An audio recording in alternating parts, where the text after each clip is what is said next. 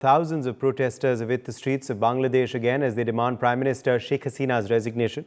Protesters have crowded into Central Dhaka Square for mass protests against Sheikh Hasina. Following a weekly police crackdown, they've been chanting anti-government slogans and declined Sheikh Hasina's invitation for discussions, which has led to deadly clashes. Protesters are vandalizing hospitals, infrastructure, torching vehicles on the street and holding justice posters in hands.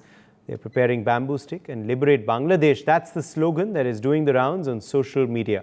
The Bangladeshi Supreme Court has already scrapped the job quotas, which sparked these deadly protests in the first place. Protesters are also demanding the resignation of Prime Minister Sheikh Hasina and are seeking for justice of those who've been killed in these clashes.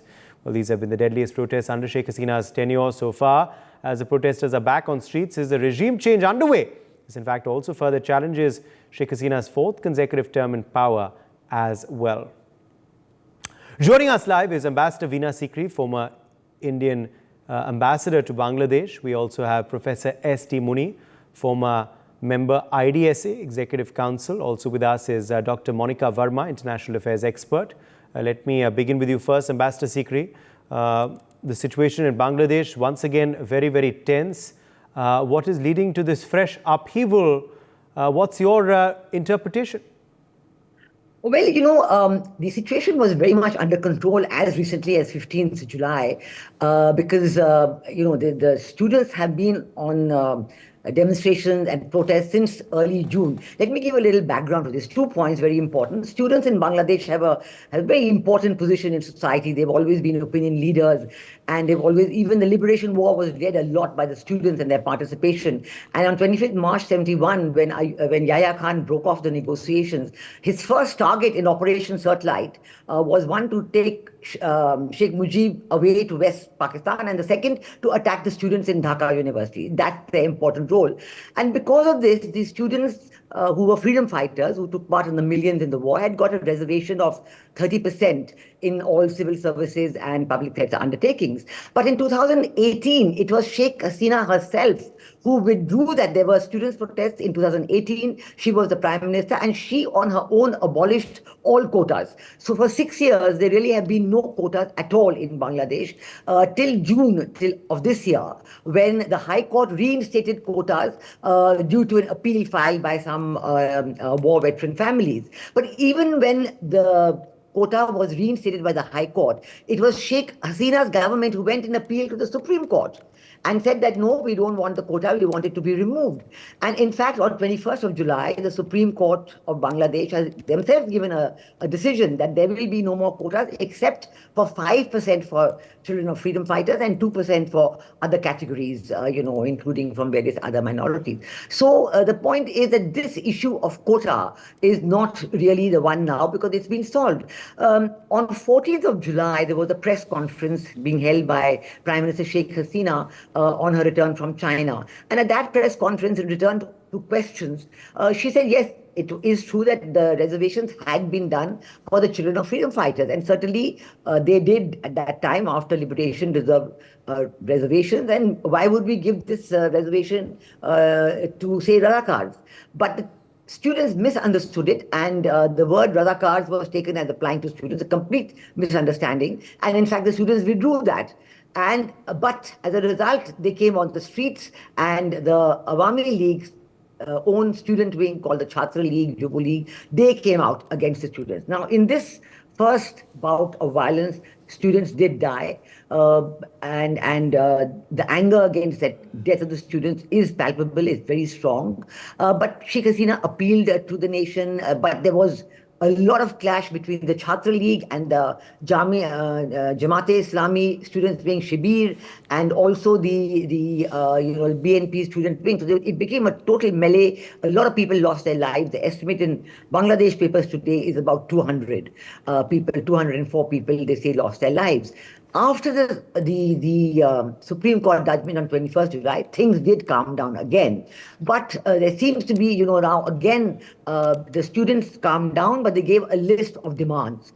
The list of demands included an apology from Sheikh Hasina to the nation, a complete inquiry into every student's death, all other deaths, and a number of other demands, resignation of ministers in her government, and so on. And perhaps in the response to these demands, which is what has been happening the last 1 week, they did not get the reply that they were expecting, but they had, voluntarily withdrawn their protests.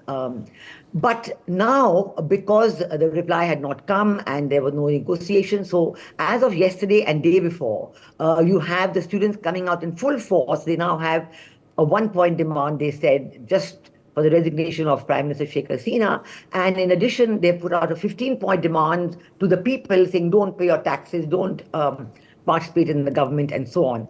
The army has, of course, when there were at the height of the riots, the army did come out and take control and bring it under control. And now the army, as of yesterday, has made a statement that they are with the people and they are with the state and the government. So they are playing a calming role in the situation. And I think behind the scenes, negotiations are on. They are going on as to see how it is going to come under control. But there certainly seem to be a lot of interests from various sources. You have, today, for example, even there's a demand that let's change the constitution. Let's have an interim government. Let's have elections after 6 months. Then we will change the constitution. This constitution has not suited us. Then, there are all kinds of these demands which are inciting people in the streets. And as of today, we have a lot of agitation and clashes all across Bangladesh because the Chhatra League is again on the streets and there's clashes, houses have been burnt. I very much hope that the behind-the-scene discussions that are possibly being led by the army, may bring it under control. It will calm down. I think Sheikh Hasina's government is willing to talk. She has opened the doors for talks with the students, but they have not accepted her invitation so far. And the government of India has been very careful on this. We've said consistently this is an internal matter of Bangladesh, and this we have not going to be involved in any way in this. And we are watching. Of course, we are very concerned about stability and continued development in Bangladesh, but we are not going to interfere in any way. But in Bangladesh, there are a lot of people on the streets who are inciting anti-Indianism. In fact, there's all kinds of wild rumors and wild allegations, and some people are saying, we heard the policemen on the street talking Hindi. This is not our people. This has come. So it's become very, very volatile, and it's worrisome and volatile. And I very sincerely hope that behind the scenes talks brings everything under control and a decision is taken on the steps forward, the way forward in this matter. All right, let me in fact take that across to Professor Muni as well. Professor Muni, we thought the crisis had abated, but once again upheaval in Bangladesh. What is leading to this fresh spurt according to you, Professor Muni? I think Ambassador Veena Sikri has given very adequately the background of the whole crisis, and I don't want to go over it again. To my mind, there are both internal and external forces who do not want to see Hasina in power seem to have combined, they have joined hands. They have come closer. There is absolutely no doubt about it. The reason is that ever since the elections, it is true that the elections were in some ways not very fair, and they were not very extensive in terms of the voting percentage. 40% is being claimed by the Election Commission, but probably it was less than that. Therefore, there were many frustrated political forces which thought that they have been throttled and Hasina has come to power once again. Similarly, external forces, Western forces, and now I would not rule out even the Chinese and the Pakistanis joining hands in terms of seeing that Hasina should go out, because they also supported the opposition demand for an independent election intervention so that directly Hasina doesn't go through the election process as it was. Both these forces have joined hands. And that's why she had accepted, as has already been said, she had accepted the court verdict. which really brings down the reservation to bare, I think, 3 or 5%, which is much less than what it was earlier, the situation. Therefore, there is no longer an issue. She had banned Jamaat-e-Islami. I am sure Jamaat-e-Islami has taken a very violent position there. I did see Bangladesh minister's interview on Al Jazeera, and he said very clearly that there are extremist forces which have got mixed up with these students. The protest is not entirely with these students. And now an open call has been given to all the people in Bangladesh to join hand to throw her out. The only demand is throw her out. Everything else is secondary. Everything else is irrelevant. Now, this has happened, as I said, firstly because the credibility of election was being questioned, and I think Hasina must have been careful about it. And secondly, the forces, opposition forces, are totally frustrated, and they don't find any other legitimate channel really to carry out their opposition politics. So they have jumped and exploited the students' protest movement, and they are trying their best. The situation, as has been described, is really very serious.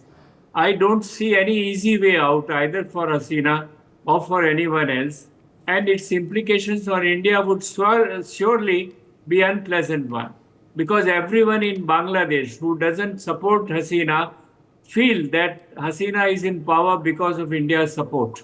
And therefore, as I said, international forces which are also not happy with India. And recently, the Chinese visit of Hasina was not a grand success.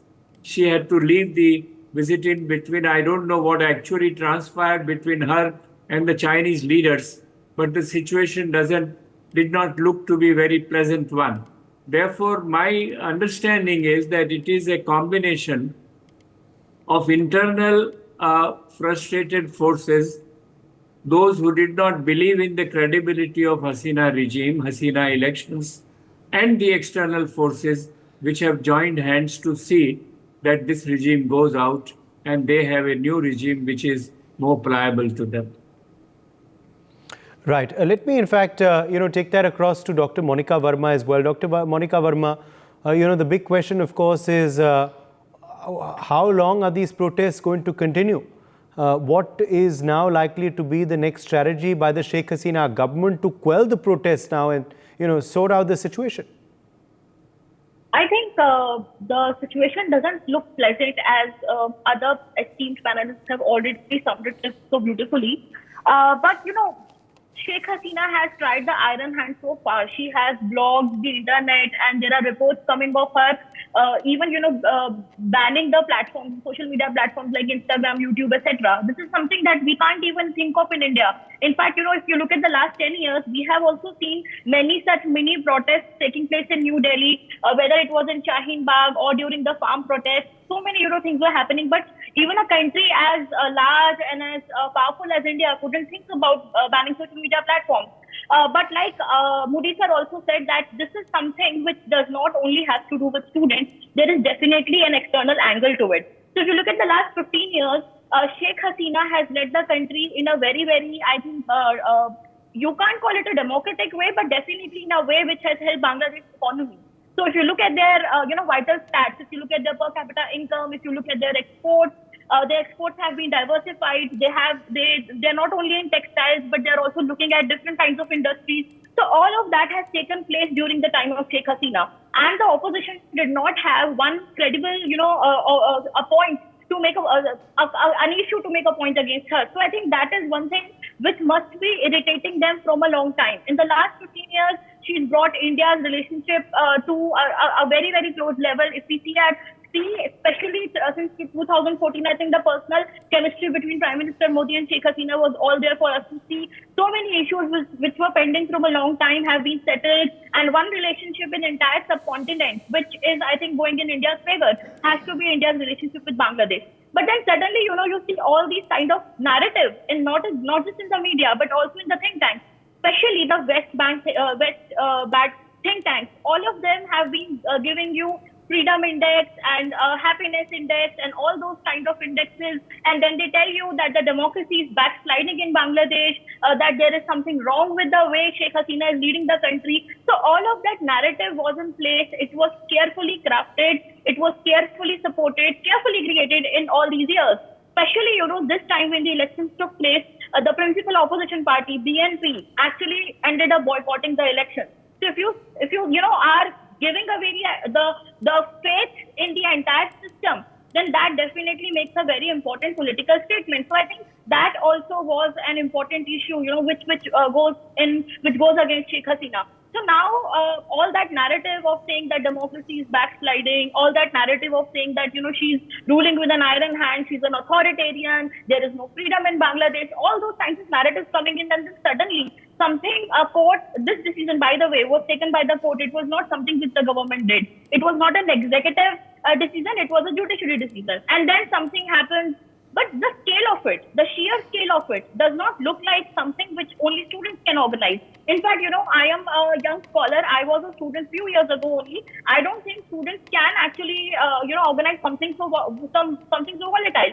So obviously, there are external forces who are not happy with Sheikh Hasina. They are trying to, like people say, and so many other scholars have covered it in detail, that there is a regime change operation, so to say, undergoing in Bangladesh. But what purpose does it serve? That purpose we need to see, because according to me, I do not see anything happy or anything conclusive or pleasant coming out of it. Bangladesh was on the path of stability.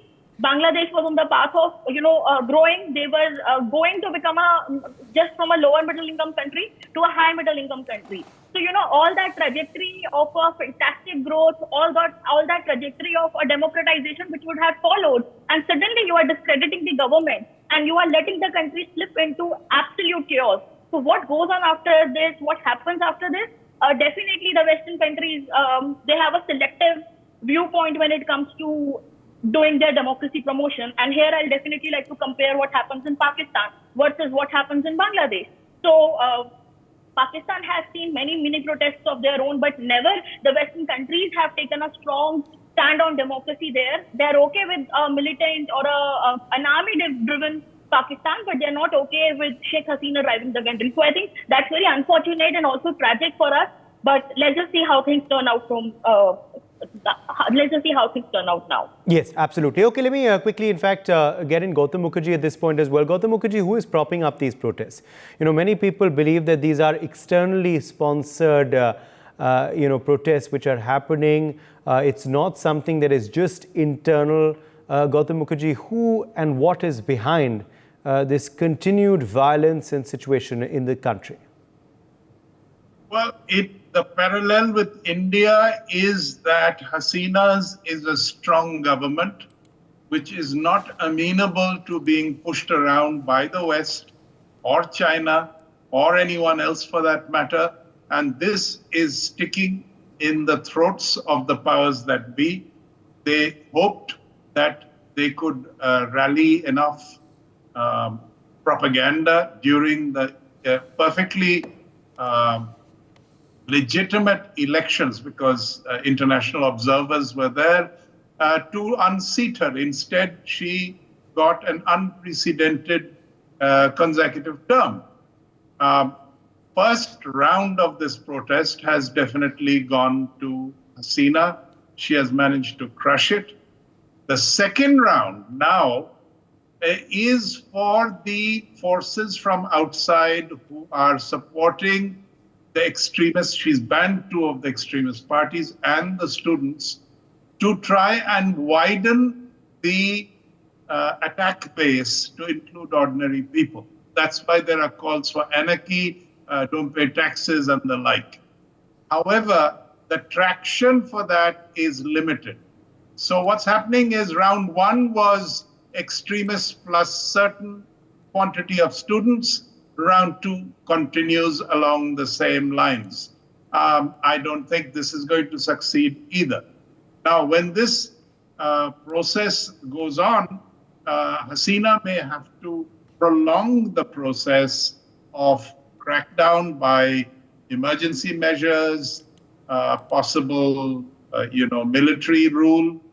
and other such methods in which many of the civil liberties are suspended till further notice until all of this is brought to heel. But the question of a elected government that is legitimate to be overthrown in this manner by the street is not going to be allowed. The only way that Hasina can be overthrown is if there is a foreign force that invades the country and deposes her, or there is some kind of palace coup in order to eliminate her. This has happened before in Bangladesh, and I'm sure she's well aware of the possibilities of that kind of thing. But otherwise, she's going to win round two, bring the country to heel, and these people are not going to succeed. Uday. Okay. Let me also, in fact, quickly go back across to Ambassador Sikri. Ambassador Sikri, what is the, what are the next few weeks looking like in Bangladesh? Where do you see this situation headed in the coming future? Well, I think that the crucial talks possibly behind the scenes are, the role of the army. They have been so far a big factor for stabilization. And the army does not want in any way to come in and take over or have any kind of military rule. That is very clear. In fact, the army knows that if they have any kind of participation in government, the very big role that they play in UN peacekeeping operations could be affected. But still, the army remains the largest force for stability. And they want to maintain Bangladesh's role as a constitutional democracy. The elections were held, and I cannot understand that the parties who refused to participate in the election, at first they decided to boycott the election, they refused to participate despite every opportunity, and now they are blaming the elections. So when you don't participate, you also forfeit the right to participate in government afterwards because you haven't taken part in the elections. But to try and change government through the streets, this is not something that even the Bangladeshis would like, because they take pride in their very stable form of government. They take pride in their economic growth and development. But this factor of this organization of students on such a massive scale really does point to some kind of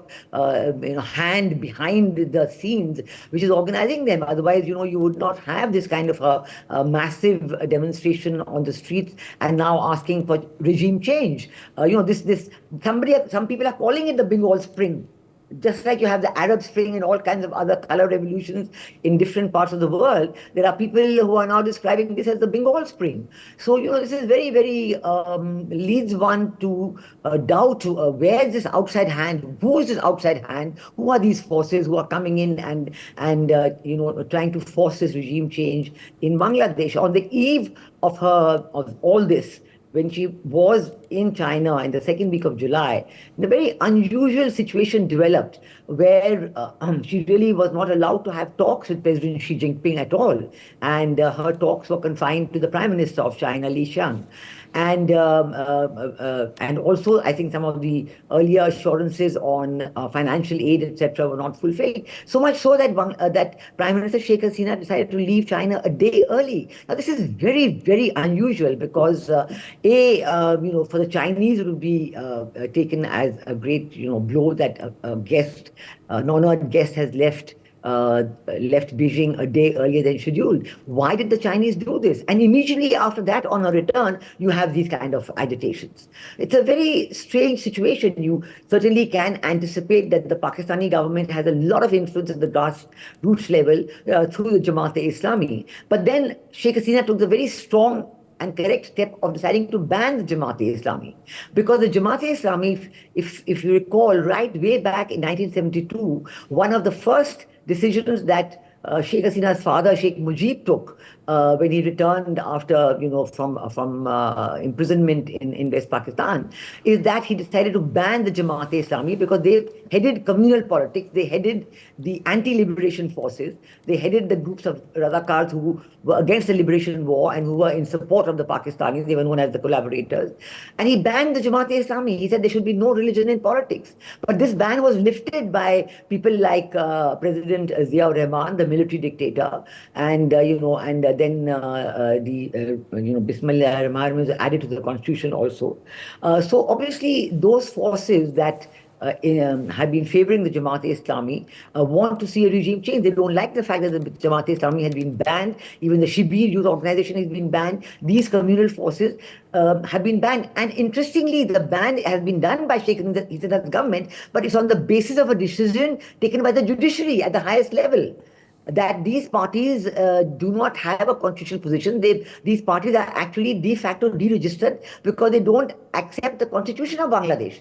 They consider that their party constitution is above the constitution of Bangladesh. So there are these strong internal forces in Bangladesh, but they're getting support from outsiders now, it looks like. And with millions of students on the streets, it's a very volatile situation. And one really hopes that the negotiations, the discussions, I'm sure, which the army is leading behind the scenes to bring back a semblance of stability to the country and to allow governance to continue. And whatever you want, you can do through the constitutional system. You don't have to have this kind of, and the corporate figures, Yes. they don't want it to happen. Absolutely. They're Absolutely. Okay, I'm running out of time. I'll leave the quick last word to Professor Muni, because Professor Muni, at the end of the day, of course, the quotas have been scrapped, but the students still upset, rejecting calls for dialogue.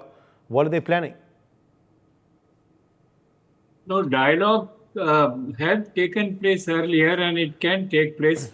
But I wanted to draw your attention to a couple of other things. One is that, the exploitation of public protests for regime change is a known strategy of the West. Never ever forget it. It happened during the 70s in India.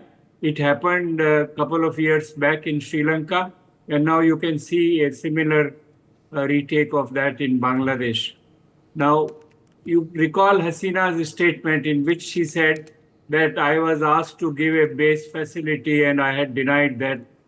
Keep that in mind, because the Indo-Pacific rivalry and its spillover is very much in South Asia, not only in Bangladesh, but all the countries of South Asia.